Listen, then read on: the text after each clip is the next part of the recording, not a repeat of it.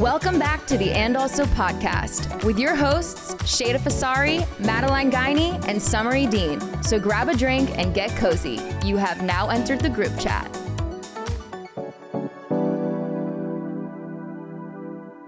You get the best of both worlds. That one? Yeah. Did anyone watch the reunion, by the way? No.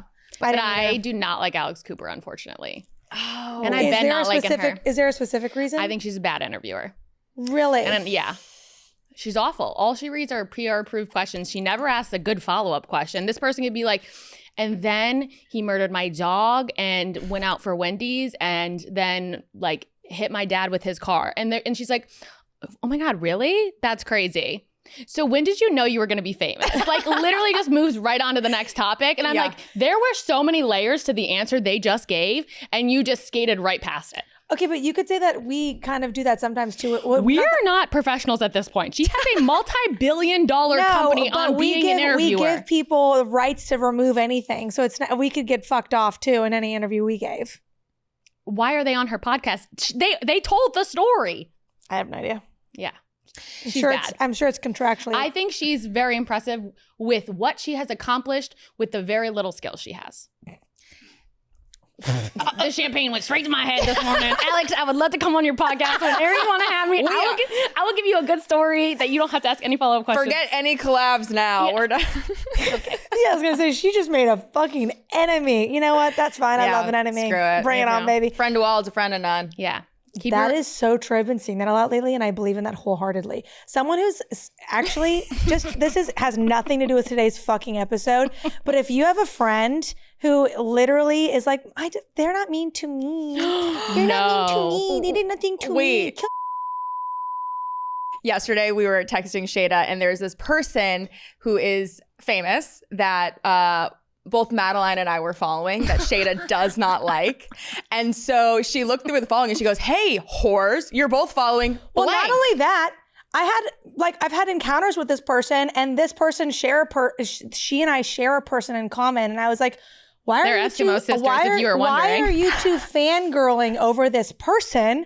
Summer has liked every fucking photo this bitch has put out in the last 2 years, and you're supposed to be my best friend? Okay, I didn't realize how deep it went. Crazy. I didn't realize how deep it went. I didn't know the backstory. So Madeline, I would like to be clear. I said, what's our beef? She's gone. Immediately unfollowed. Madeline unfollowed. Yeah, but you know what? Before I answered any questions, she immediately unfollowed. She took her sweet fucking time. I wanted to play it out a little bit. And I'll remember that about her. I had to go, are you sure? Like, is it really that worth it? But she goes, in I'll the stay end, as an op. I go, I'm just going to follow. Like, I'll follow her so we can keep up with her. You're so fucking But in the fake. end, I did unfollow. Because I'm a good friend. I fucking hate you. Huh? Yeah, I did not have breakfast. Yeah, I haven't eaten. I was up at 7 a.m. putting on a full face of fucking glam. The question still stands. Yeah, I'm drunk. Okay. I haven't had anything in my body except for champagne. It's 9:30. What time is it? It's 11 a.m. Fuck. How long have I been here? It feels like a long time, and you were 30 minutes late. I was 30 minutes late. That's fine. To answer your question, no, I did not watch the Hannah Montana reunion. But if there is one person in this world that I would want to be friends with, it is Miley Cyrus. Correct. Like, I don't care about any other person on this entire planet other than Miley Cyrus. She is an absolute blast to be out with. Oh, tell us more. I can't. Wait, you guys, we've got some interns today sitting out on the episode who are all from Belmont. And this just reminded me so Shada and Madeline and I, we all met at Belmont freshman year. And when we first met Shada would tell these stories where she was like, yeah, I was in LA and I was like partying with Miley Cyrus. And it was like my 21st birthday. And like Will Ferrell was there and like Leonardo DiCaprio. Like, it was like these crazy stories. Shada's from California, right? So I mean, whatever. We just were like, oh, our best friend is a pathological. Yeah, we're like, our friend is a liar, and she's a good, fun liar. No, they're great the stories. were so good. They were so good. It was so crazy. So then, flash forward to her 30th birthday, we go to California, and we are interacting with her hometown friends, and they have validated every single story that she has told. I walked down to an interview happening between my Nashville friends and my California friends that I had since like 3rd grade. And they're like, so is this true?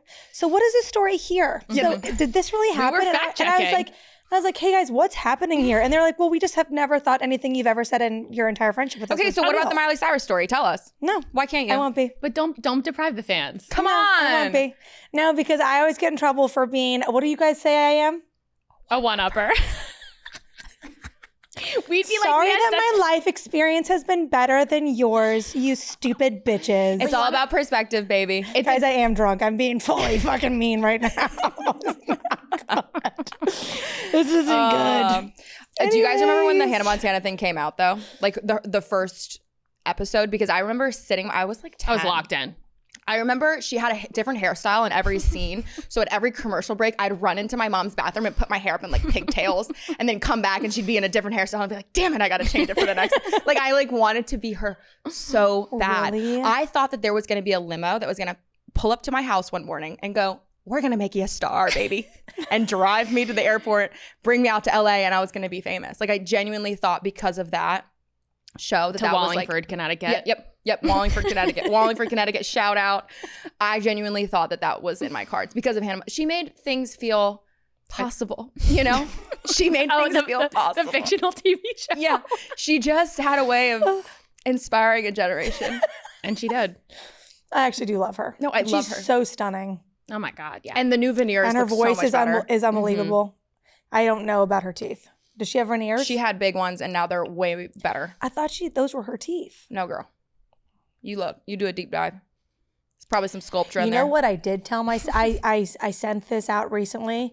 I realized that I had been fooled by Kendall Jenner. She says all the time that she's never had anything done. And then I was scrolling on TikTok and a photo of her popped up from when she was 12. She's a liar. You know who else you didn't know? Dove Who? Cameron. You didn't know she had work done? No, I thought she you was like an kidding me? angelic fairy beauty. Have you seen a She's photo of stunning. her? And She's you know stunning. what? She's beautiful. I've realized I trust too much. You do. But That's honestly, crazy. it's good. It's honestly good to know that these beautiful women aren't natural because it's possible. No, for we're not everyone. ugly. We're just poor. Yes, that's my favorite saying. I love that saying. There's I'm just nothing waiting better. to win Survivor and win my $1 million, and it will all be going straight into my face. Did you apply yet? No, not yet, because I'm gonna be on next season. Oh, okay. Honestly, that was the most stressful drunk I've been in a long time. Is when she tried to sit me down and give me her full entire gameplay What for were we? winning Survivor. I was like she literally. was on mushrooms, and I'm like, Shada, I'm going on Survivor. I was very drunk. This was margarita night. I had drugged everybody on margaritas. Yep. I'm sitting there at the very first bar, and I don't know how, but I drugged us all. Like we were all blackout at 10:30, and she was like, "So I'm going on Survivor," and I was like, "Hold on, I have to go home." Like I actually was like, she was like giving me this full thing. She was like, "I'm going to play it like this," and she was naming these people. I've watched one season of Survivor maybe in my life, and I just looked at her and I go, I have to go home. And she was like, why? And I was like, I'm blackout. Stressing me the fuck And then on the out. way home, when we dropped her off, she's like, and you have to work on your upper body. And I was like, it's not a physical game as much as you think. Watch a season. But aren't you like starving? Is that not part of Yeah, it? you're I'm going to starving. lose weight and to win $1 million. Okay? Yeah, but like they have like things where they put you in the water and you have to hold on to the cages. She'll make it 5 minutes. Shada, I can hold my breath for a really long time. Yeah, but it's arm strength. If you're in the water, you're floating. No. How many seasons have you watched? I've tried to. You're cling on. making up stories about what the show is about. How many aquatic challenges have you done? Tell me right now. When I was in Florida, I literally was like doing challenges in the pool with Nick, and my family's like, well, she's gonna lose. And I was like, I told you they would have no confidence in me. I told you. The underdog. And I'm literally like, my brother's like, well, show me how long you can hold your breath. No. I'm literally like, She probably floating. lasted 23 seconds. I can hold my breath for a long time. They were both like, wow, you did hold your breath for a long time. How long was it? A long time, Jada. I'd like to. I grew up in the ocean. I am True. one with the water. It's true. Winger Chic Beach. Yeah. So, and it's a Winger social chic. game above all. And I am a chameleon. I can blend in with anyone. You could drop me in a room full of people and I'll get along with everyone. I Remember agree with what she used to change her accent in college, no. depending on who she was around. No. All right. That's going to get me canceled. So let's move on. We're moving We on. can't talk about No. that. We have to move on. We can't My talk about stomach that. just hurt. We My stomach can't just- talk about that. my Actually, stomach we hurts. can't talk about that. No, she won't Listen, we've all talk code switched a little. Mine was through my outfits. Yeah. I had a few phases. Nope, myself. I was just fat and angry. Anyways, guys. Have you guys been seeing what's been going on with What a transition. Taylor Frankie Paul? Yes. I've seen the video. That was crazy. Mm-hmm. That was crazy. What has pissed me off the most, though, is how quickly they canceled her. Mm-hmm. Here's what I'm going to say about that situation. The video was shocking only in the fact that the little girl was there to me. Mm-hmm.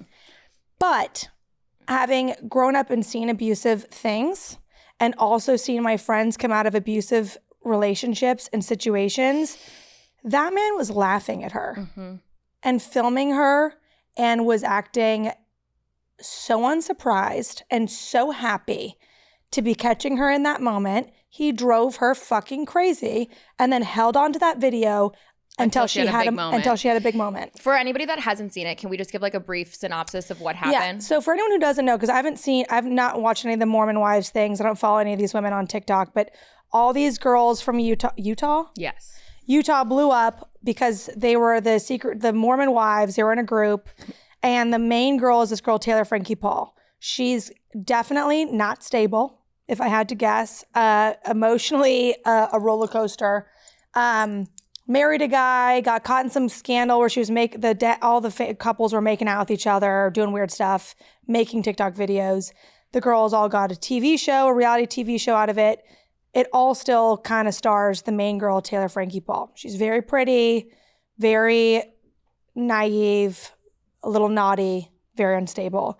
She had a baby with her first husband. They're now separated. Now she's with a new guy who looks just like the first guy. And she has a baby with him. And she has a baby with him. So she's got 2 kids? She has 3 kids. She has 2 with the first. I actually just started the season 1, episode 1 last night. Okay, so I didn't know that there was 3. 3. So the second baby daddy and her had a very tumultuous relationship. It sounds like there's some toxic stuff going on left, right, and center. Yes, please. If you have more information, give it. I do. I don't Thank know. you. Please shut up. So she has this swinging scandal, gets divorced from her husband. Before her divorce is finalized, she meets this new man, Dakota. And again, before her divorce is finalized, they get pregnant. Is Dakota part of the Mormon situation or no? I don't know, but he is a drug addict. Okay. He's an addict. Okay. And definitely has like no money, was a drug addict. Okay. Like recovering partier. Looks just like the first guy. Yes. Correct. And they had a miscarriage and then like were literally on and off for like years. He was cheating on her very publicly and she would always go back to him. Classic toxic relationship. But he is a drug addict. I think that is very important to say. They finally did have a kid. And as she was giving birth to the kid, very Khloe Kardashian style, found out that he had been cheating on her and had been lying about it. I didn't know this lore. I know. I just watched a 15-minute TikTok about it last night. Incredible. It was incredible. So that's why it's fresh in my brain. Oh my gosh. But yes. And Nothing better than good dark tea. So they have been like on and off. Before she left for the Bachelorette, she was literally like hooking up with him the night before and was like, I don't want to go, all this stuff. Obviously, he'd sucked her back in. And then the video that he released is from 2023. So The Bachelor, ABC, Hulu had all known about that. They talk about it in the first season of Mormon Wives. They know about the video? Yes. It's from 2023. They called the cops. It was all public there's a record. report filed. Yeah. And she pled guilty to it. She like no longer drinks, like all this stuff. Like because of no longer drinks, who knows? But all of that had happened prior. And so that's why it's crazy that now the video from 2023 is coming out as soon as her season is about to start. Yeah. So. And TMZ put it out, right? So, but TMZ they had a copyright ink on it, which means that the person who owns that video, AKA Dakota, had to sell them the rights to that video. So he got paid to give them that video. That was a video he sold to them and whatever, because the only 3 people who had that at that point were the cops, because the cop in the report wrote about seeing the video, but it wasn't ever submitted into evidence. And they don't respond to like the public. You can't get that from the public records, whatever. I watched the whole video on it, but it just was fucking wild to know that her life was destroyed from something that has been out in the open and she has done her time for. It's been handled in the courts. It's been handled. Like the other thing that bothers me about the situation too is there's there's been other police reports filed, and that where there's like a woman, her next door neighbor called in, was like, it sounds like there's a woman getting beaten. It sounds like she's trying to scream for help. It sounds like she's trying to get away. It sounds like she's trying to get out, like come here and help. Like there obviously is a very toxic, dark thing happening in that house altogether between the two of them, but he is not a victim. Mm-hmm. Yeah. He is not a victim. And punishing women, like severely punishing women for bad behavior, is such a thing that happens in society. Carmen's boyfriend, Ryan, made a comment the other day, and I looked into this. You are punished more in the NFL for illegally gambling than you are for beating your wife. You get an average. I looked this up, so I'm going to pull it up on my phone because it's so dark. So Calvin Ridley versus domestic violence cases suspended. He was suspended the entire 2022 season, 17 games for betting on the NFL games. However, historically, domestic violence suspensions average 1.5 games. Typically, the baseline is no more than 6 games. So Ray Rice case, one of the most infamous, there's a video recording in an elevator. He knocked his wife out unconscious on video. He was suspended for 2 games. That's crazy. Shorter than most drug or gambling related suspensions. That's Cancel the whole season. insane. What? You know what that is, though? It's like, okay, we care more about money than we do about.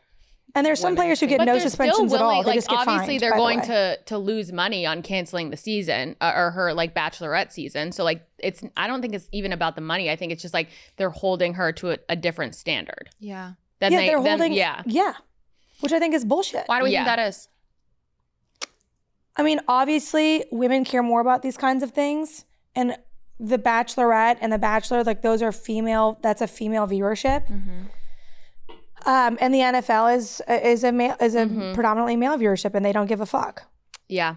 about beating a woman unconscious. They give a fuck about whether or not their dude Their gives them fantasy points league in is their gonna, fantasy yeah. league, which is insane. It's insane. Yeah. And why, like, honest to God, that's a big ass boy. If he wanted to get out of that house, he could have. I will say there Him was like laughing and filming is it should tell you enough. there was a clip of someone talking about the whole like police body cams that have come out as well. So he's like, oh yeah, I was like trying to get out the whole time. I was trying to like leave and calm her down and all this stuff. He actively like walks into the house. The door is in the opposite direction. So he very much could have walked past her 100-pound soaking wet body and just left. He actively walked toward the child that she couldn't see on the couch, like to like engage, you know what I mean, in the area that the kid was in. So it's like he knew 1,000% what he was doing. It's like if you're so focused on protecting your kid and de-escalating the situation, why are you engaging this person who's clearly like emotionally enraged and is already throwing bar stools at you? Why are you walking over towards your daughter while she's doing that? Yeah. You know what I mean? Wouldn't you want to de-escalate the situation and walk out? Exactly. So that's what I'm saying. It's like it just feels very calculated in what he's doing. And we all know like people that are manipulative like that know what they're doing. And it just feels very calculated. I will say, like, I watched part of it. I don't know her story very well. Obviously, any amount of physical aggression is wrong, but I do like hearing you guys talk about it. I do think there's such a double standard. I also think that we've all heard about like, okay, what happens in the court, but then there's also the court of public perception. And sometimes that's even worse for people because I mean, that's why when there's like high profile court cases, it's so hard to find unbiased juries because when you get an idea in your head about a situation, and I think it's so unfair that her season of The Bachelorette was canceled, and especially to hear it kind of like in juxtaposition of like the NFL situation, it's like nobody blinks an eye, unfortunately, when it comes to these high profile men and like they get away with it so much more and the like the things that the payment that they face feels so much different. I feel like the court of public opinion, I think it happens a lot less for women, and like we're very quick to be like, oh, she's batshit crazy, like no one, like women don't do that, like so obviously she's crazy. I think we hear a lot more stories about men being physically violent with women. We're like desensitized to it. We're kind of desensitized to it. I don't know someone who hasn't been in a physically violent situation. I feel like we all know somebody that's been in a situation. I have been in a relationship like that was physically violent. I've been in a relationship that was emotionally violent. Like I've been in enough situations.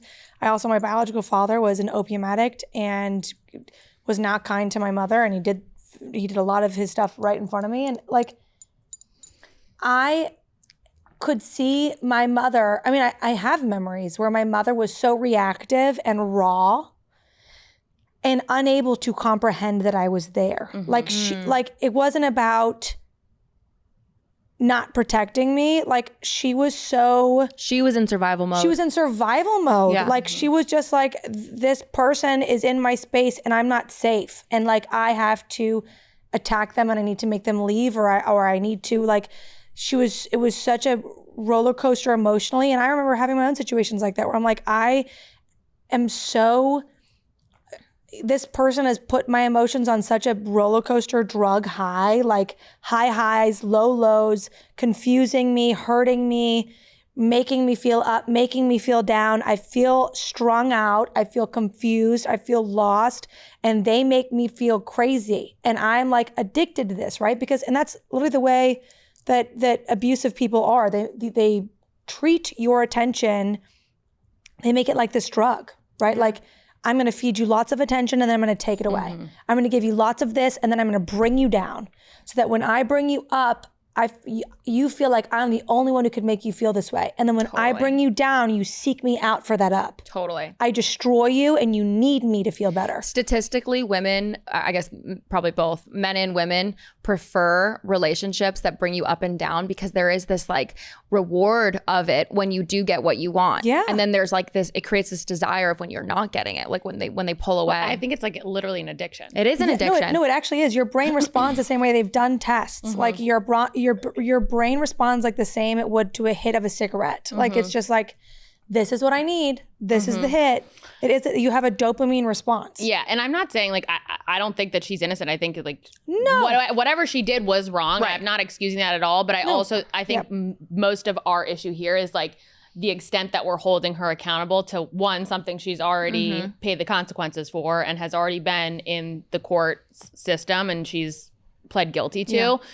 I think it's the juxtaposition of how we're holding her accountable and how we hold all other men in society accountable for like doing literally the exact same thing, if not worse to the nth degree. Have you guys heard any takes that resonate with you? Like, have you heard anybody else? I've seen a lot of women on TikTok that are like, what are we doing? Really? Like, how is this the same thing? And I've seen also a lot of women who are like, me coming out of an abusive relationship, I was triggered not because she was behaving badly, but because of how she very obviously was responding to emotional, at minimum, serious emotional abuse. Mm-hmm. Like, she was like, I watched this one girl and she was like, the way that he was laughing and filming and ensuring that she looked crazy in that moment, she was like, I have been there and I am so upset for her, in defense of her. Yeah, one take that I saw, which I thought was really powerful, was like anyone that is putting the full blame on Taylor Frankie Paul has been lucky enough to never been in an abusive relationship and know what it's like to be on the receiving end of what she's probably receiving. And I think that is like just an interesting take because again, there's so many women that go through it like silently and don't tell people, and they're like, until they see something like this, they don't realize like normally what that cycle looks like and what is actually happening behind the scenes. And I think that conversation is much different than this, but it is really hard to see a lot of women not understanding what she's going through and definitely attacking her. But I don't think even people that are on her side are defending what she's doing. It's just the like, you have more understanding for what she's going through. Yeah. You're able to and you see have both more sides. sympathy and empathy for what's happening. But it's very interesting. Well, I think that kind of brings us to just toxic relationships and toxic dynamics in general, which obviously nobody likes to go through. But I think there's a spectrum of what a toxic relationship could look like. I mean, even as you guys are talking, I'm thinking of like the laughing part of it, which is something like, you know, a man laughing at you almost in a way to instigate. It's so belittling. And and that's something that I definitely can relate to. And then there's obviously on the other side of the spectrum, which is severe physical harm, which is obviously sick and disgusting. But I think it's something that is so relatable to so many women. It's really not talked about because I do think that there's there's a shame. You know, it's really hard to say out loud because you trust this person. And so I think if you're a woman, a lot of people, like, they trust that you know what you're doing, and they trust that you're with somebody that is good for you. And a lot of times behind closed doors, it's not that way. And that's really sad and scary. But I think also the more that people talk about it, especially women that do have a certain status in life, I know that might sound wrong, but if, you know, there's some people you go, oh, that would never happen to them. And then when it does, you go, no, this could literally happen to anyone. Anyone. And I think the more that it's talked about, hopefully those people feel less alone. But I think we should get into maybe just the idea of like toxic relationships, and we can share some, if anybody feels comfortable, their own stories, and just kind of dive into like what it means to be in a toxic relationship. Fortunately, guys, that points right at me. Yeah, I think the last serious relationship I was in a relationship with someone who was a liar and a cheater and was definitely addicted to cocaine and bad behavior in general. I got stuck with them, unfortunately, over COVID. They're not an American citizen. So he was, and this is not my first toxic or, I guess, abusive relationship. And it didn't really get abusive until something happened. It was more a lot of manipulation and lying. But COVID happened. He could not go back to his home country. He moved into my family's home, separate bedrooms.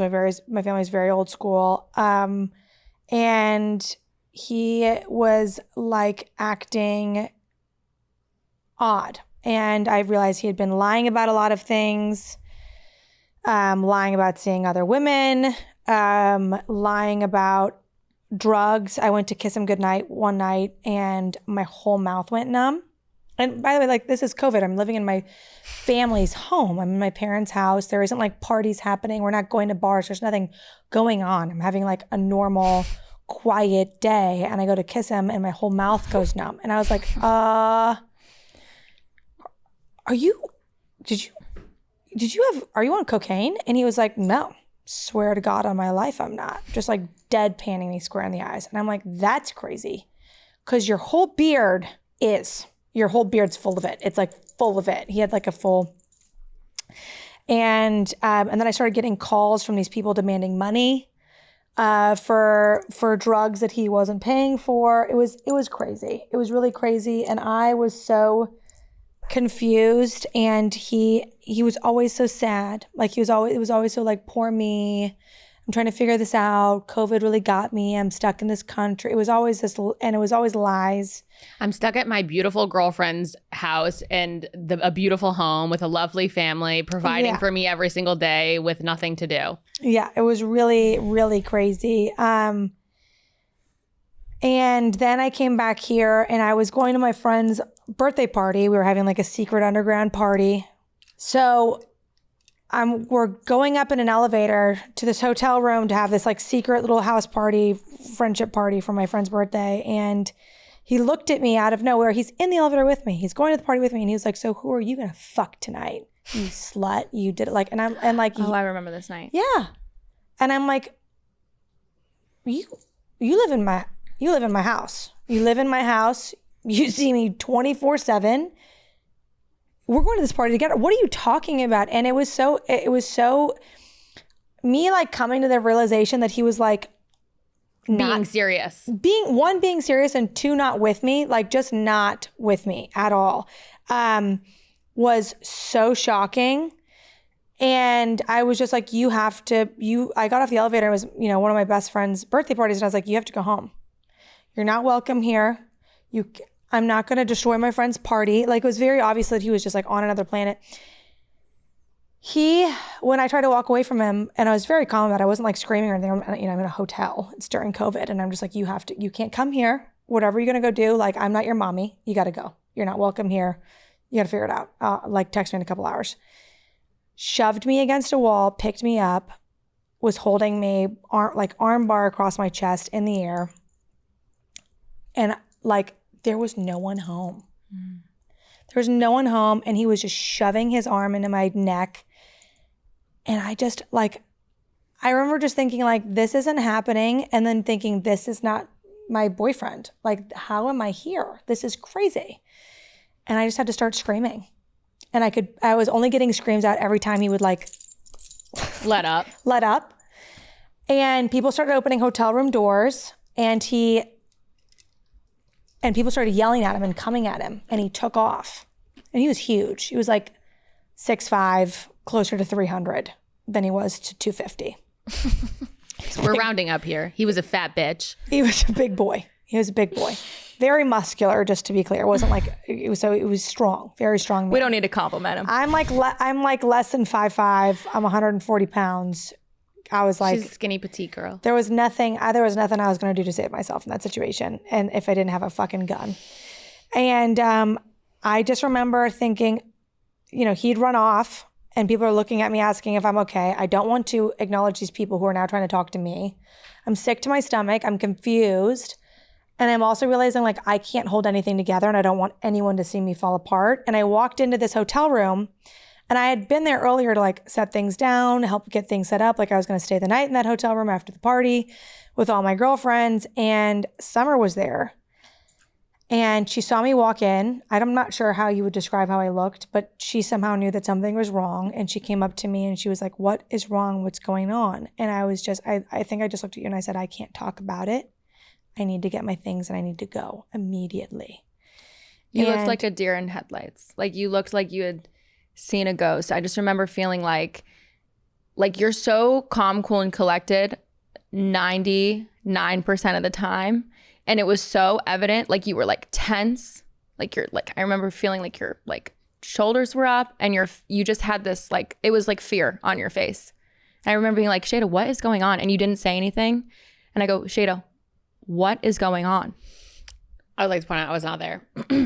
I was not there. They would have brought the big guns out. But I think like now thinking about listening to everyone talk about the Taylor Frankie Paul, it was like, it felt like another like manipulation tactic of, oh, I'm going to ruin this night, this fun night that we're going to have. Yeah. I'm going to ruin it. And then it's making me feel crazy. Correct. And had you fought back, had you kicked, had you screamed, had you punched, like that is a very reasonable reaction to what you were experiencing. Like that is a defense mechanism. Yeah. Well, even just the emotional manipulation that happened before it got physical, like that, even in it of itself, I felt like I was in a different world. And like, I think because I had seen abusive things happen in my life and I had been around things like that before and I've gone through a decade of therapy and because I was girdled with those things, I was able to react calmly.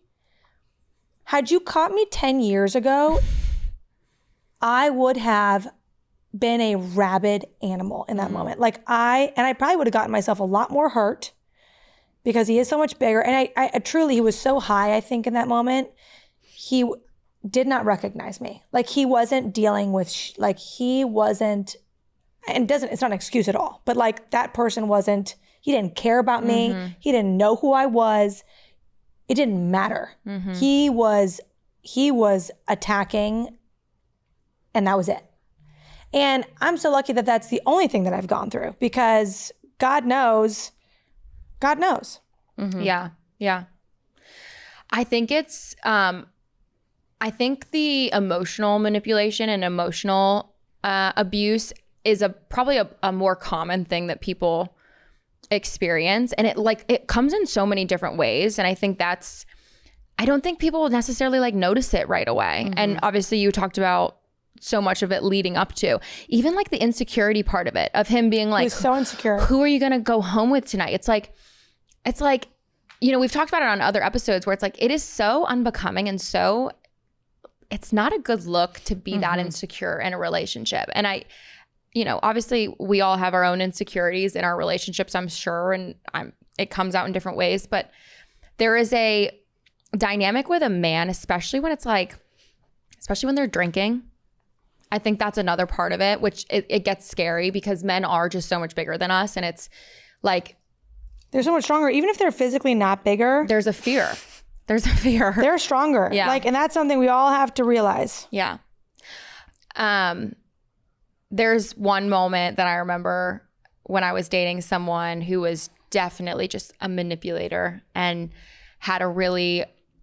he was so good at making me feel so bad for having any other priority other than him. And I'll never forget, he had come to visit. He didn't live in Nashville. We were in college at the time. You know who I'm talking about, Madeline. Enemy number one. Enemy number one. He had come to visit. He was staying in a hotel because he got kicked out of the dorm because I wasn't supposed to have boys in the dorm, and we got found out and whatever. So he got a hotel. And I remember there was this evening where we were at the hotel and like something switched. Like it's really like a switch. Like it literally was like on and off, like felt normal and then suddenly was scary. And I remember he got up in my face and he was like, oh, you're sad? And was like laughing and taunting and like wanted to escalate. I just remember wanting to escalate. And I remember going outside of the hotel room, calling my mom, sobbing. And you know what's so sad about that moment is I was like, he doesn't like me anymore. Like it wasn't even, and like, that wasn't even like a how dare. It wasn't a how dare he treat me like this. It was a, What did your mom say? My mom said, Summer, leave. Yeah. My mom said, get out of there. What are you doing? Go back to your friends. Summer. Literally go back. No, 100%. But in that moment, and like, that is something I have had to like totally, because I think as much as I put on this facade that I like don't care or that I'm like cold or whatever, it's like I'm such a lover girl at the core of it. And I just, again, I want to be loved and I want to be chosen. And like, it feels so good for me. And to like, and the fact is like I stayed. I literally stayed. And I remember being like, I'll do anything. Like I will change. I'll do anything. Like, what do you want to do? Like, and like, that is such a sad position to be in. But I also know it's like something that's probably so common where it's like you like give up your cards because why is this person that said that they loved me suddenly taunting me, teasing me, telling me that I'm nothing and what, like all these things. And the immediate reaction is, well, how can I be better? Yeah. How can I be better so they love me more? Yeah. And you go through this like dance and you go through this like change. It's like, I will literally do anything.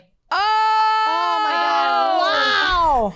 Sorry, guys. Really heavy topic. Pause. Pause. Guys, sorry. Champagne just showed up. With his little towel over his arm. What is going on? Wow. Oh my God, Monster. stop. Wait, I need to get a video of this. This is actually, we couldn't be having a more serious conversation and he comes in like that. Guys, I'm so sorry if you're getting emotional in your feels with us. That was so fucked up of us to like do, to just like the paper towel. Wait, I can't wait till he's standing. No, I cannot take. Corey just showed up with paper towel over his arm.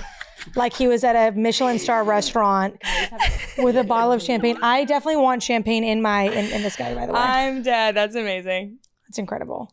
Wait, I would just pause. It's the person who's supposed to love you and cherish. You're supposed to be drawing like from the well of love. Like that's supposed to be your person. And especially when you're young and these are like things that you're learning and you're like figuring out for the first time. It's like, okay, so I have this person that loves me and I think that love is this. And so they're telling me all these things. So now I need to just try to be better and change whatever so that they'll still love. You know, it's like this whole dynamic. And I would say that's probably the only, like I am lucky that I've never been in a physically abusive situation. I think the emotional manipulation is probably the most that I would. Yep. I've been in a lot of emotional stuff more than I have physical.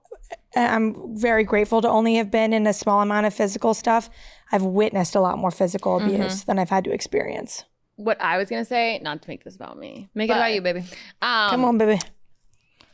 That was the first time in my life that I had watching you go through that. that I'd seen someone be so like emotionally manipulated. And I think I was, again, one, had never seen it, and was two, like emotionally immature, because in the same relationship had watched my best friend, who I shared a room with every day and like giggled and we spent every day together, slowly like pull away from our friendship for a guy. And I was like, I just don't understand. Like she'd be like, I'm so excited, we're all gonna go out this weekend, and then she'd get ready and then she'd be like, actually I think I'm gonna stay, and like I need to talk to neck brace. Yeah. And I was so frustrated that I was like, why is she choosing this man over us, not realizing what was going on behind the scenes.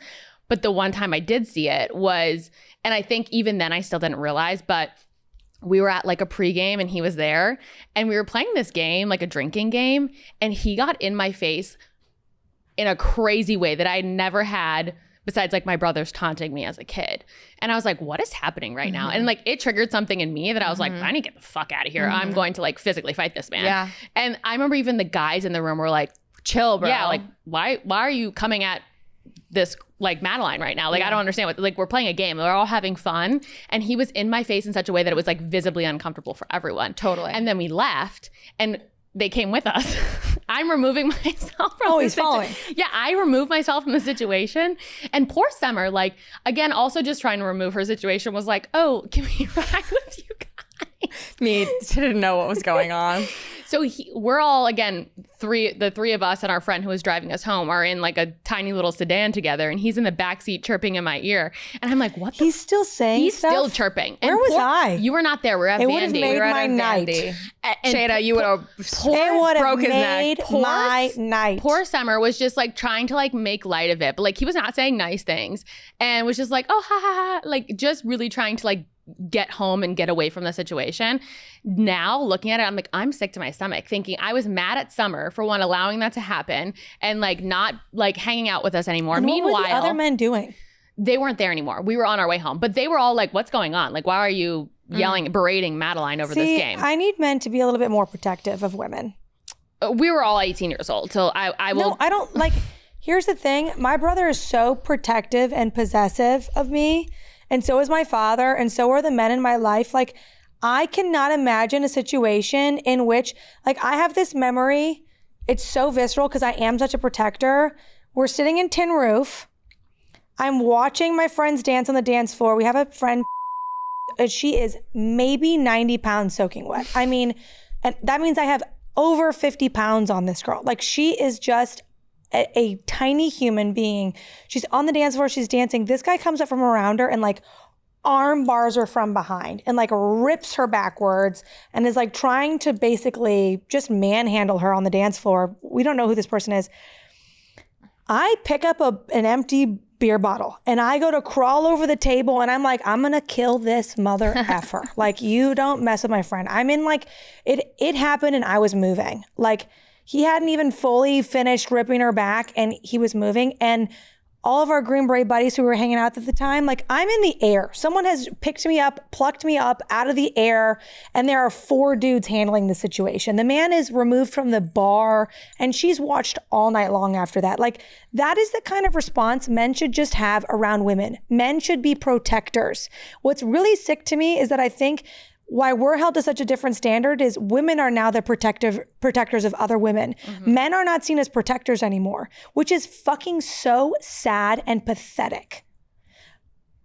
It is now rare. This is why there's a loneliness epidemic with men, because I'm looking for a protector. Mm-hmm. And I see a protector 1 out of every fucking 50 men I find. Well, that's because if they're not protectors, they're probably predators. Yeah, or they're weak. Or they're weak. Mm-hmm. You're not man enough to stand up and say something to protect a woman, to protect a child. What the fuck good are you? No, seriously. Prime example, I was in Nick's hometown and absolutely blacked out because there's nothing but cornfields and booze. So I'm blacked out. We're at this like country club function, hammered, and Nick's out on the course with his dad and all his guy friends. I make a very bad joke via text that someone grabbed my ass.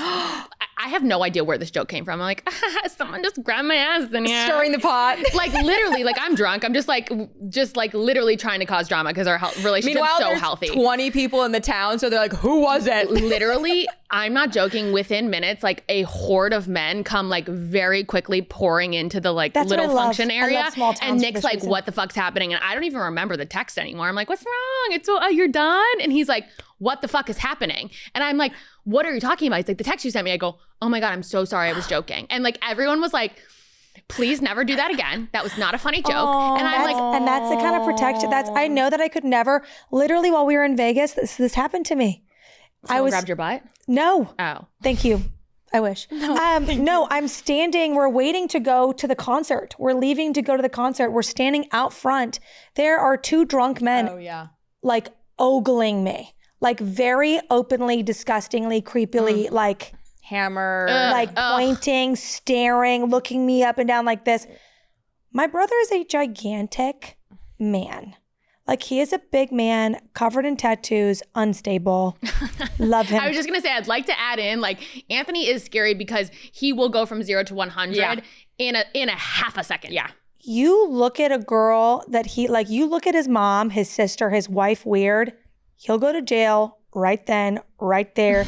Doesn't matter if it's 10 dudes, 20 dudes, and he's by himself. He's fucking ready. And mom, my mother out loud is like, Shayna, look at those gross guys looking at you. When Miss Anthony's on just like unhinged. And I had noticed this whole time and I hadn't said a word because I'm like, the second I do, there's a brawl. Anthony. There's a brawl. Your mom basically just went to Anthony and said, look at those sick, disgusting men over there wanting to touch your sister in nasty ways. Go get them. That's exactly what happened. That's what she said. And he turned around and said, what's up, brother? And I was like, oh, shit. And we're waiting for a car. What's up, brother? And I was like, and they turned and they're like, there's two of them. They're smaller than my brother, but Anthony's it's my brother and my dad. My dad Chris is in flip-flops. Yeah, he wasn't because he had to go to the concert, so he had to wear his closed-toed shoes. That was a big deal for him. But I was like, I'm gonna be in a brawl. Yeah. They were chirping even when we got into the Uber. Shut up. I couldn't believe Anthony didn't. I like honestly growth for my brother. Good for him because they were ready to brawl. Tweedledee and Tweedledum. Tweedledee and Tweedledum. They were very hammered, and they were little. And they that's were the little. crazy thing. It's like a wind could knock them over at that point. And they're like, yeah, the big dude that like could easily fuck me up and murder me, let's take them on. That's what that was. And I was like, I sometimes Anthony, wish I had that kind of confidence. I literally was like, Anthony, please, we have a family event. We cannot go to jail. You have 2 small children at home that love you very much. And he was ready. He was ready. He was ready. Thank to go. God the car pulled up. No, he was though. The car pulled right up, and I was like, "The car's here. The car is here. Get into the car. Get in. My body's now covered. I am covered in the car. Please get in the car." But he was ready. Yeah, I've seen Anthony in that. But that's the way men should be. The other thing that upsets me about that is that like men outside of their mothers, like they take example and lead from other men. Mm-hmm. Like they are held to the expectation that other men hold them. Mm-hmm. That is why men are only being suspended for 6 games for beating the living shit out of their wives, their sisters, their mothers, whoever it is. And they're getting in more trouble for gambling. That is ass backwards. And that is because it is the male standard. Mm-hmm. Men are not holding other men to the standard that they should. Correct. Because men want other men's adoration and approval. Because they're all gay. Which, by the way, it is gay. And just be gay. I approve of that. No, but be gay. We were Corey, you agree with me. You have to agree with me. No. This weekend, there were so many times when we talked about it. The most masculine thing that a man can do is love a woman. Correct. The most masculine thing a man can do is love and revere and protect a woman. Everything else is gay. Correct. That's okay. Yeah. I support gay rights. Get married tomorrow. I'll be there with a rainbow flag painted across my titties. I'm so happy for you. Correct. But fucking go get away from me because I want a straight masculine man. Yeah. Stop I hating want lots of gay best friends, and then I want my man to love me and to adore me and to be a man. I do think that there is something so like I feel like men shy away sometimes from feeling like they're like or wanting to be perceived as like too emotional or too protective or too into their woman. But like that's because of the story they're all telling themselves. Exactly. Like, oh, you're whooped by your woman. It's like, yeah, exactly. And my man will bark. Thank you. Men need to know that being obsessed with their woman is actually the most manly thing how much attention he gets every a lot more than you do, brother. A lot more than you, brother. A lot more than you. So who's sick. oh, I can't because I'm gonna get really dark very quick. Yeah. How are we doing on time over there? Poor Sean's just taking a beating through those headphones.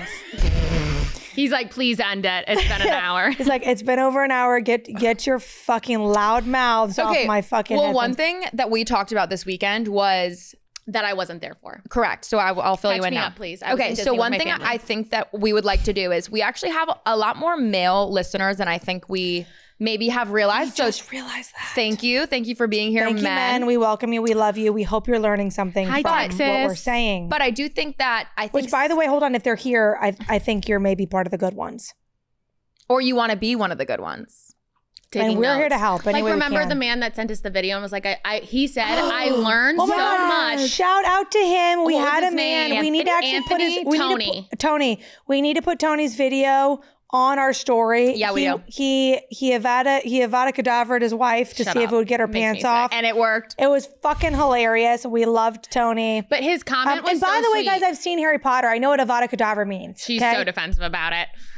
It's so annoying. All these LARPers are coming at me left, right, and center. They're like, you don't know what that spell means, dummy. No. But what I was kill saying you. is, I think that sometimes we may come across in a more like judgmental tone. I think we should do an episode where it's like, these are the things that men could be doing that are like, this is what you should be doing, rather Reading than like romance novels. not what you're doing. Like, you know what I'm saying? I would love a supportive man episode. Oh my God. 'Cause like I said Supportive before, man I do episode. love men. That's what I'm I saying. do love Educational men. episode. We need for to do an men. episode where let's not do any of the judgmental. We're not going to talk any of the No. bad things. Let's do, hey, this is what we do want. Okay. And I think that's what we need to do. By the way, like I think top tier things on the fucking planet is a good man. I love a man. Like I love a man. men. By the way, if a man yearns after me, I will drool after him. Guys, 3, 2, 1. Everybody say I love men. 3, 2, 1. I love men. Okay, guys. Anyways, We gotta go. We love gotta you. We go. have to get the fuck It's out of here. 11 a.m. and we're drunk. It's 11 a.m. I'm hammered. I and gotta I get on have my a full flight. face of makeup Summer on. hasn't packed. What is that, Adele? She was like accepting an award or something, and she was like, "Hello, everybody. It's 8 a.m. and I, full fucking glam at 8 a.m. in the morning." That was us. I need to go home. I need to wash this shit off. Guys, We please love you. subscribe. Subscribe, comment, Like, comment, share. Review, please, please, please, please, please. review, Tell your duet, friends. Tell your friends. We love you so much and we love men. DM us. We love men. We love women. We love relationships. We love I love my man. Aww. Aww. Bye. Bye.